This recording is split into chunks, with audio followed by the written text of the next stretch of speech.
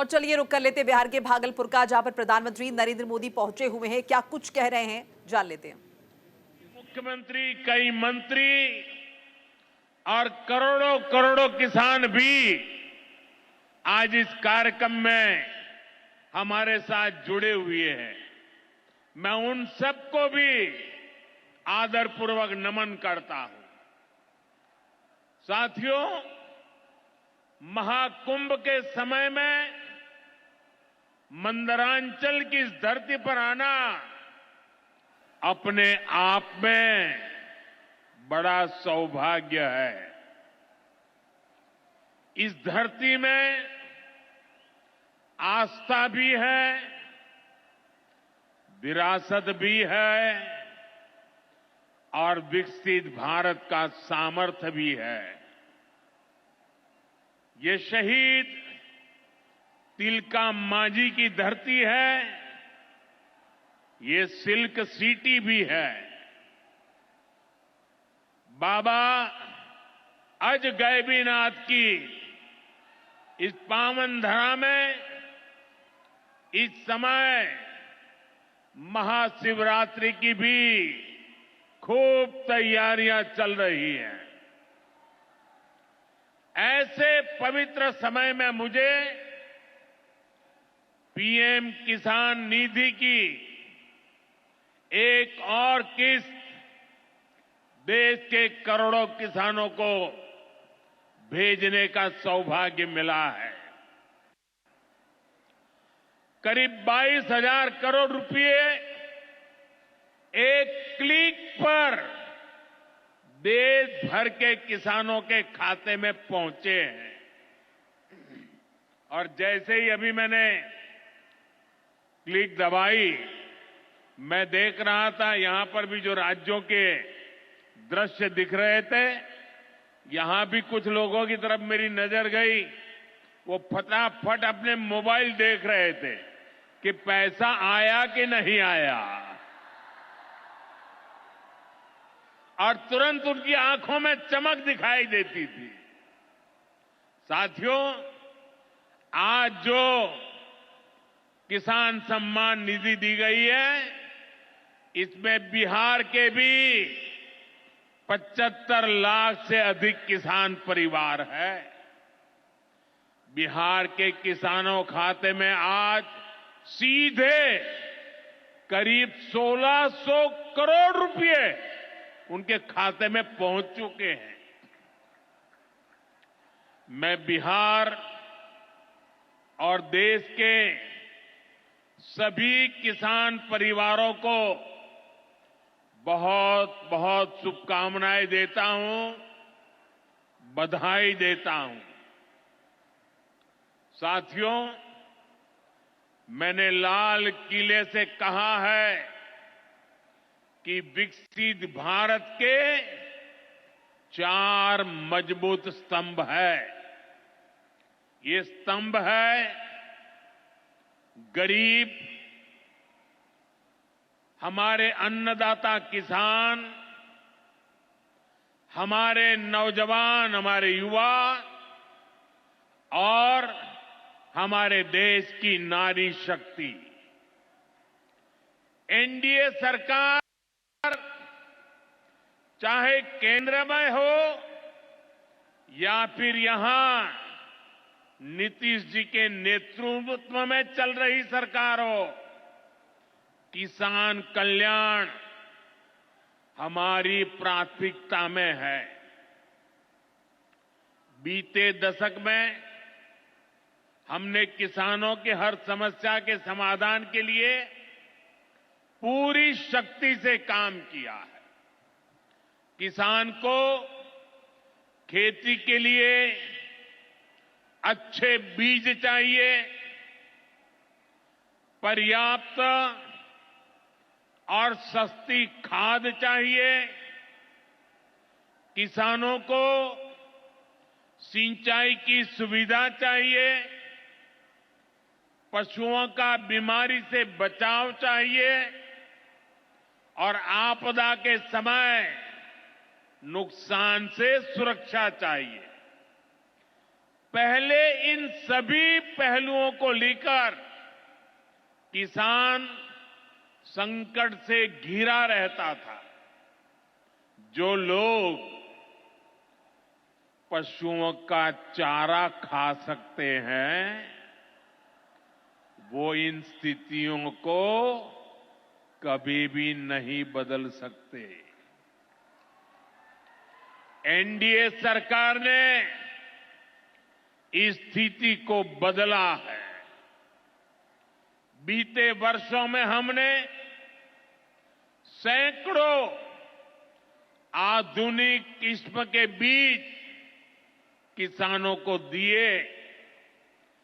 पहले यूरिया के लिए किसान लाठी खाता था और यूरिया की कालाबाजारी होती थी। आज देखिए, किसानों को पर्याप्त खाद मिलती है। हमने तो कोरोना के महासंकट में भी किसानों को खाद की कमी नहीं होने दी। आप कल्पना कर सकते हैं कि अगर एनडीए सरकार न होती, क्या होता? साथियों, अगर एनडीए सरकार न होती तो आज भी हमारे किसान भाई बहनों को खाद के लिए लाठियां खानी पड़ती। आज भी बरौनी खाद कारखाना बंद पड़ा होता। दुनिया के अनेक देशों में खाद की बोरी जो 3,000 रुपये की मिल रही है, वो आज हम किसानों को 300 रुपये से भी कम में देते हैं। एनडीए सरकार न होती तो यूरिया की एक बोरी भी आपको 3,000 रुपये की मिलती। हमारी सरकार किसानों के बारे में सोचती है, उनकी भलाई के लिए काम करती है। इसलिए यूरिया और डीएपी का जो पैसा किसानों को खर्च करना था, वो केंद्र सरकार खुद खर्च कर रही है। बीते 10 साल में करीब 12 लाख करोड़ रुपए जो खाद खरीदने के लिए आपके जेब से जाने थे, वो बच गए। वो केंद्र सरकार ने बजट में से दिए हैं। यानी इतना सारा पैसा, 12 लाख करोड़ रुपया देश के करोड़ों किसानों की जेब में बचा है। साथियों, एनडीए सरकार न होती तो आपको पीएम किसान सम्मान निधि ये भी नहीं मिलती। इस योजना को शुरू हुए अभी करीब 6 साल हुए हैं। अभी तक लगभग 3,70,000 करोड़ रुपए सीधे किसानों के खाते में पहुंच चुके हैं। बीच में कोई बिचौलिया नहीं, कोई कटकी कंपनी नहीं। 1 रुपया दिल्ली से निकले, 100 पैसा सीधा पहुंचता है। ये आप जैसे छोटे किसान हैं, जिनको पहले सरकार की योजनाओं का पूरा लाभ नहीं मिल पाता था। छोटे किसानों का हक भी बिचौलिए हड़प कर लेते थे, लेकिन ये मोदी है, ये नीतीश जी है जो किसानों के हक का किसी को नहीं खाने देंगे। जब ये कांग्रेस वाले, जंगल राज वाले सरकार में थे तो इन लोगों ने खेती का कुल जितना बजट रखा था उससे कई गुना ज्यादा पैसा तो हम सीधे आप किसानों के बैंक खातों में भेज चुके हैं। ये काम कोई भ्रष्टाचारी नहीं कर सकता है। ये काम वही सरकार कर सकती है जो किसान कल्याण के लिए समर्पित है।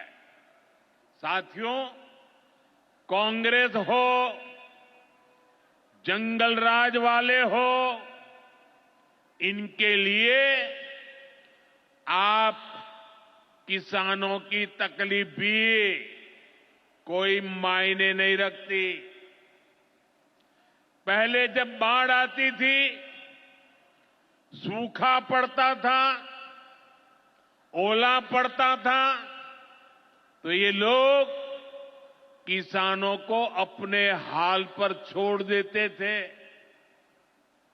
2014 में जब आपने एनडीए को आशीर्वाद दिया तो मैंने कहा ऐसे नहीं चलेगा।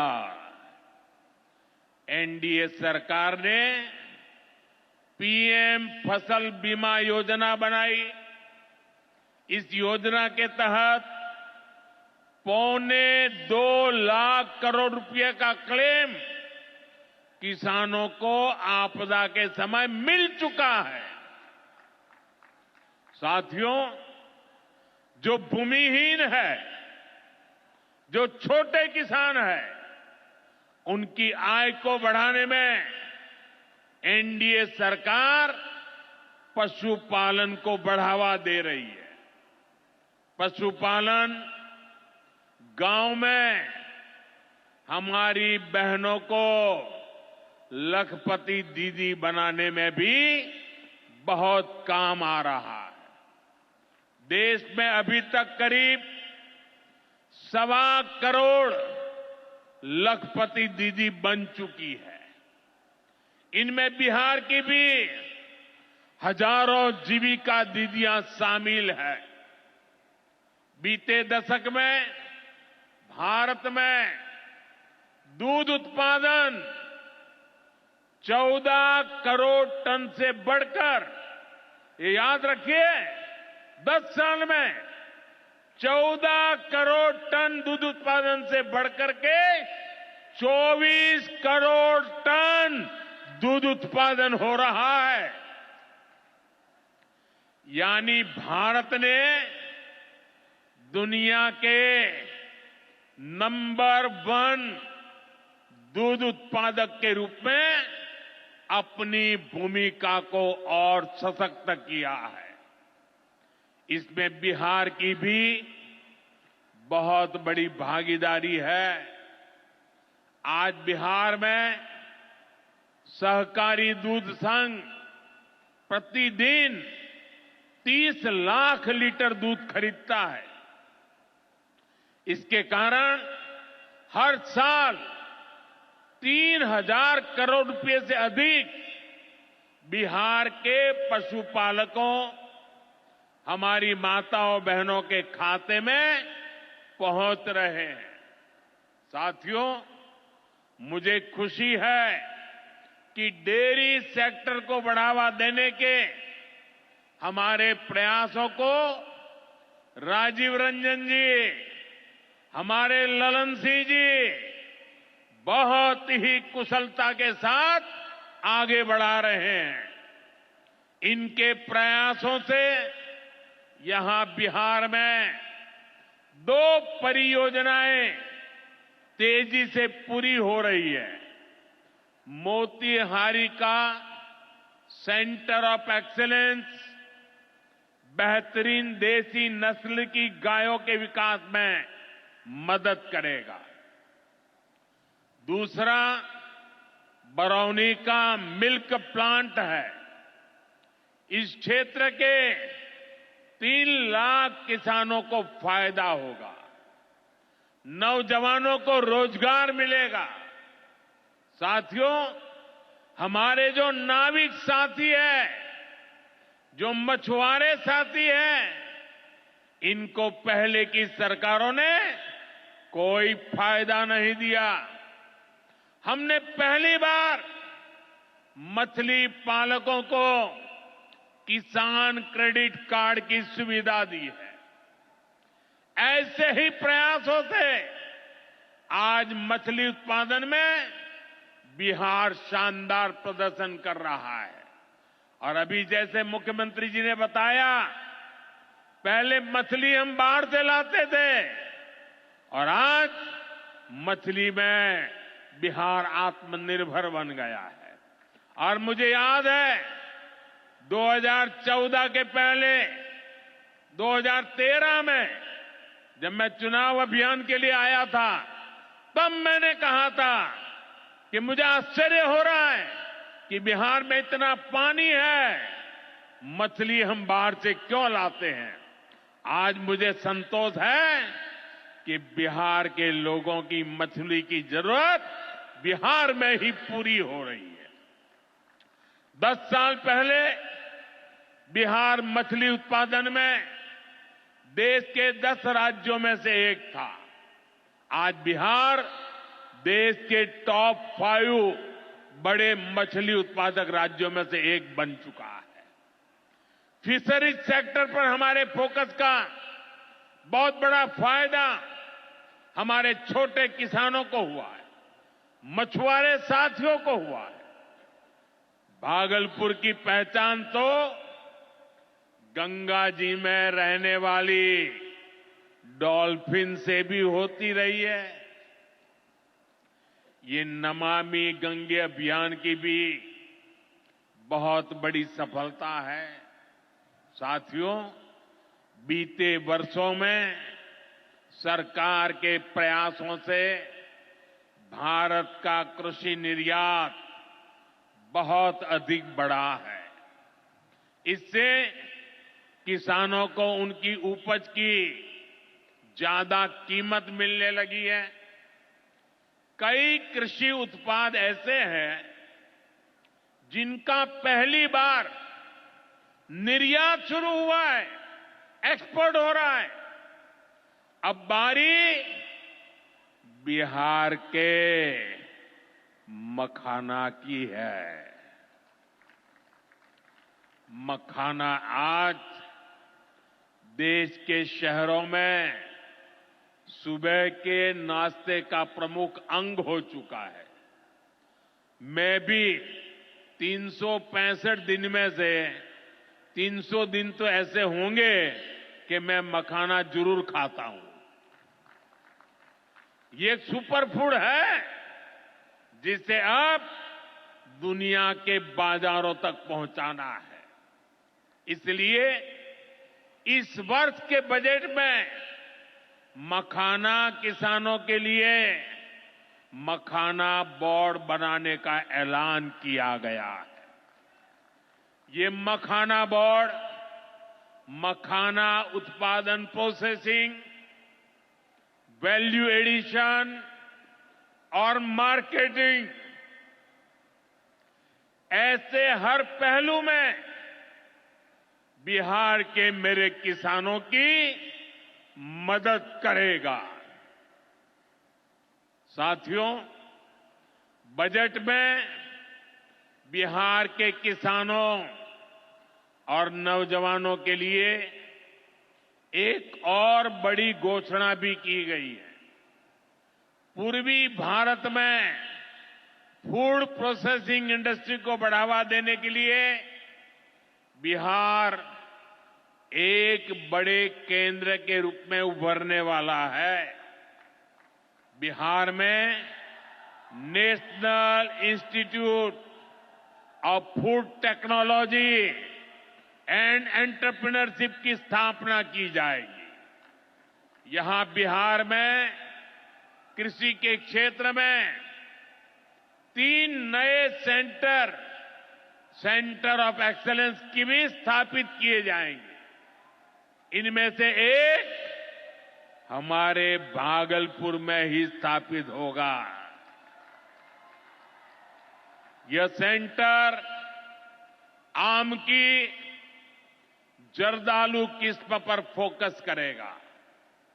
2 और केंद्र मुंगेर और बक्सर में बनाए जाएंगे, जो टमाटर, प्याज और आलू किसानों को मदद देंगे। यानी किसान हित के निर्णय लेने में हम कोई कसर बाकी नहीं छोड़ रहे। साथियों, आज भारत कपड़े का भी बहुत बड़ा निर्यातक बन रहा है। देश में कपड़ा उद्योग को बल देने के लिए अनेक कदम उठाए जा रहे हैं। भागलपुर में तो कहा जाता है कि यहां पेड़ भी सोना उगलते हैं। भागलपुरी सिल्क, टसर सिल्क पूरे हिंदुस्तान में मशहूर है। दुनिया के दूसरे देशों में भी टसर सिल्क की डिमांड लगातार बढ़ रही है। केंद्र सरकार रेशम उद्योग को बढ़ावा देने के लिए फैब्रिक और yarn dyeing unit, fabric printing unit, fabric processing unit ऐसे इंफ्रास्ट्रक्चर निर्माण पर बहुत जोर दे रही है। इससे भागलपुर के बुनकर साथियों को आधुनिक सुविधाएं मिलेगी और उनके उत्पाद दुनिया के कोने कोने में पहुंच पाएंगे। साथियों, बिहार की एक और बहुत बड़ी समस्या का समाधान एनडीए सरकार कर रही है। नदियों पर पर्याप्त पुल न होने के कारण बिहार को अनेक समस्याएं होती है। आपको आने जाने में दिक्कत ना हो, इसके लिए हम तेजी से काम कर रहे हैं। अनेकों पुल बनवा रहे हैं। यहां गंगा जी पर 4 लेन के पुल के निर्माण का भी तेजी से काम चल रहा है। इस पर 1100 करोड़ रुपए से ज्यादा खर्च किए जा रहे हैं। साथियों, बिहार में बाढ़ से भी बहुत नुकसान होता है। इसके लिए भी हमारी सरकार ने हजारों करोड़ रुपए के प्रोजेक्ट स्वीकृत किए हैं। इस वर्ष के बजट में तो पश्चिमी कोसी नहर ईआरएम परियोजना के लिए मदद देने की घोषणा की गई है।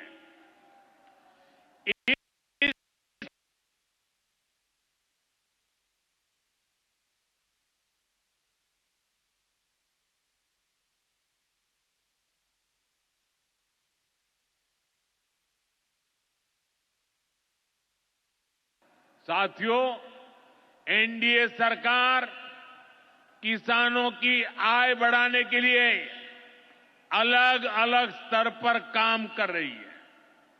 भारत में उत्पादन बढ़े, दलहन और तिलहन में हम आत्मनिर्भर हो, यहां ज्यादा से ज्यादा फूड प्रोसेसिंग उद्योग लगे, और हमारे किसानों के उत्पाद दुनिया भर तक पहुंचे, इसके लिए सरकार एक के बाद एक नए कदम उठा रही है।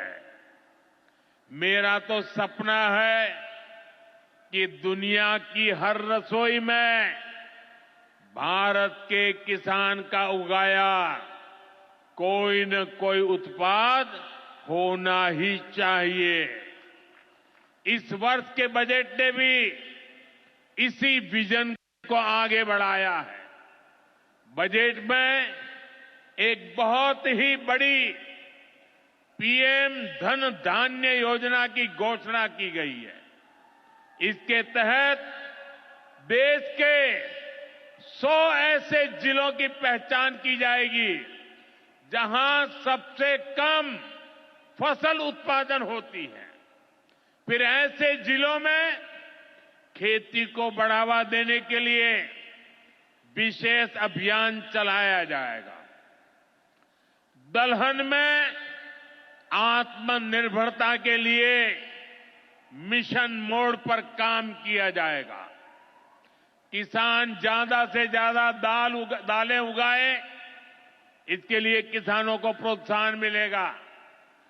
दालों की एमएसपी पर खरीद को और अधिक बढ़ाया जाएगा। साथियों, आज का दिन एक और वजह से बहुत खास है। हमारी सरकार ने देश में 10,000 एफपीओ किसान उत्पादक संघ बनाने का बड़ा लक्ष्य रखा था।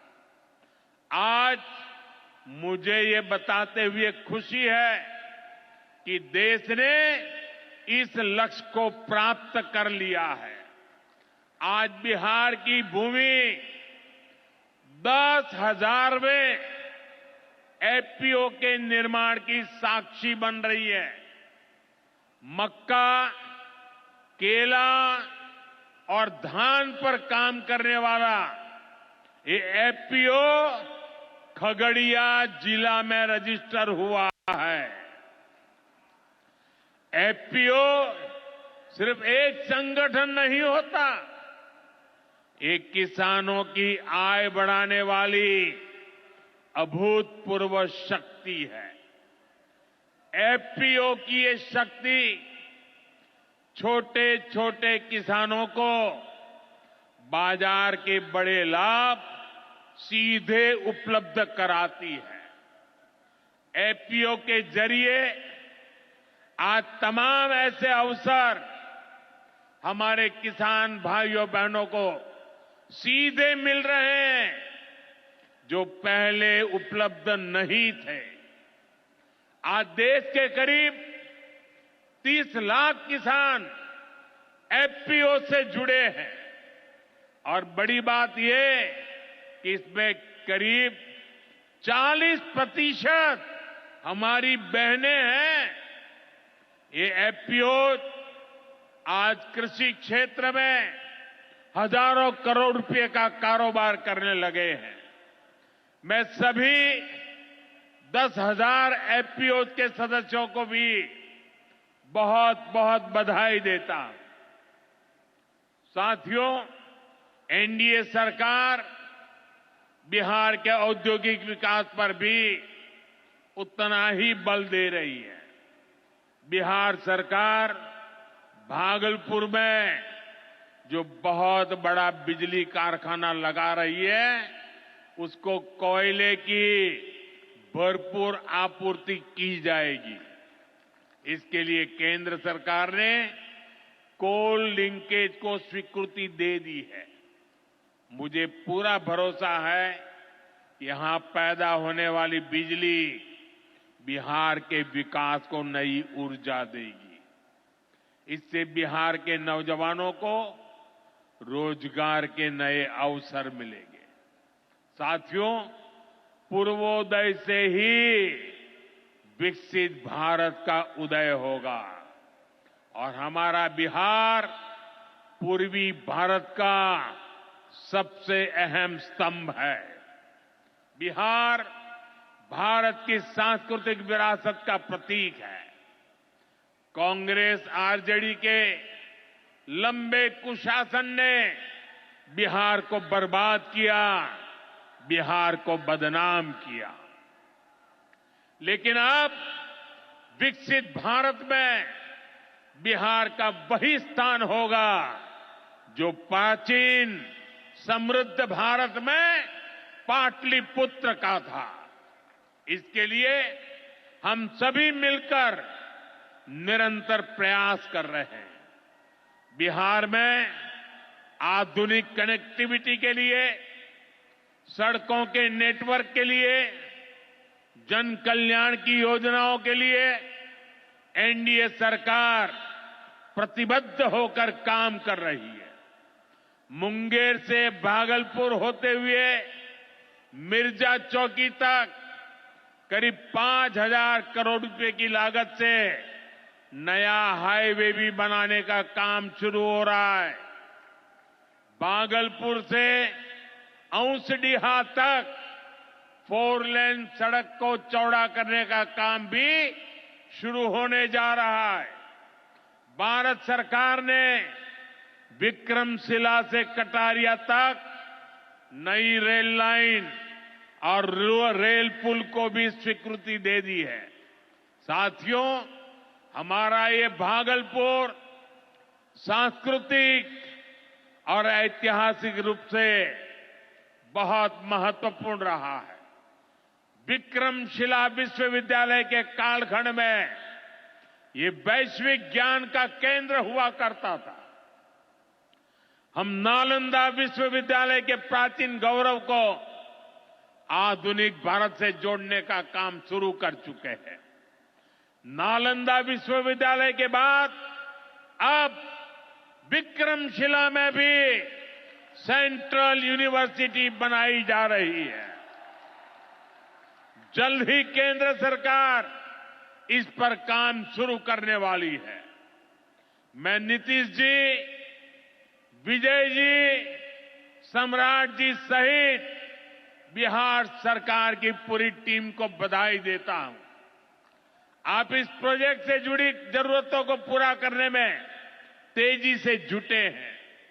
साथियों, एनडीए सरकार भारत की गौरवशाली विरासत के संरक्षण और वैभवशाली भविष्य के निर्माण के लिए एक साथ काम कर रही है। लेकिन ये जो जंगल राज वाले हैं, इनको हमारी धरोहर से, हमारी आस्था से नफरत है। इस समय प्रयागराज में एकता का महाकुंभ चल रहा है।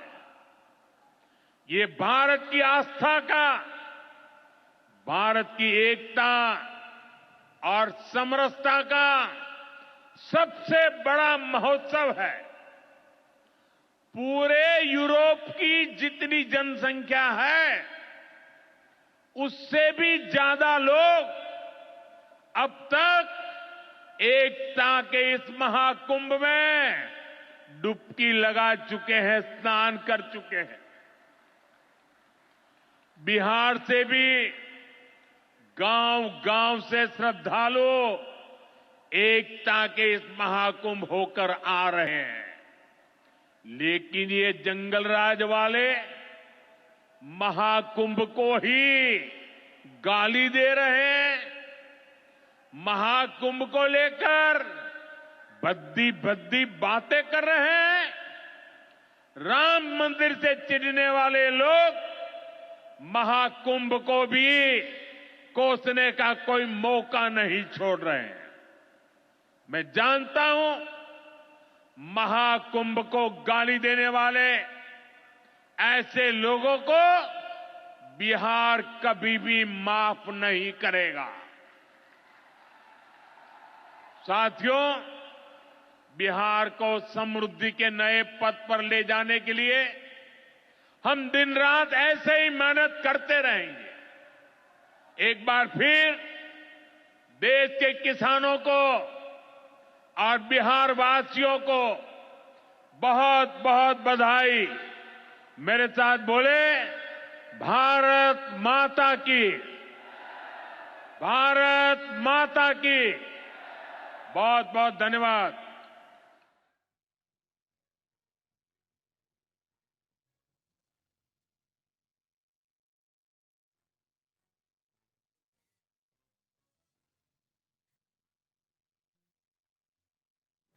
अरे रिमोट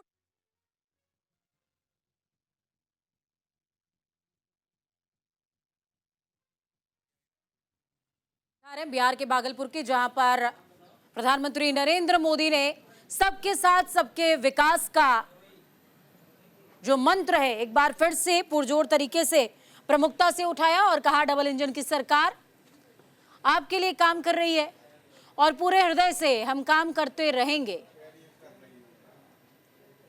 प्रधानमंत्री नरेंद्र मोदी ने नीतीश कुमार का जिक्र किया और कहा कि सुशासन बाबू के शासन में जिस तरीके का प्रशासन है, ये प्रशासन नजीर था, है और रहेगा। तस्वीर आपको दिखा रहे हैं, ललन सिंह, नीतीश कुमार, चिराग पासवान समेत तमाम जो एनडीए के घटक दल हैं मंच पर मौजूद हैं। सम्राट चौधरी।